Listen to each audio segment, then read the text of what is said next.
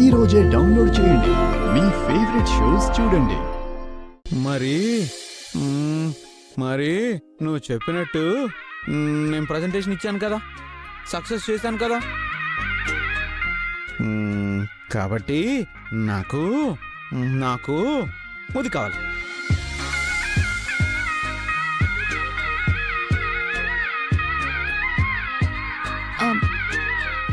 ఏమన్నారు బాలగారు? అది భార్య చెప్పినట్టు భర్త చేస్తే భార్యను ముద్దు పెట్టుకోవచ్చంట. పని వాళ్ళు మాట్లాడుకుంటుంటే నేను విన్నా. సుందరి, మరి నేను ఇప్పుడు నిన్ను ముద్దు పెట్టుకుంటా.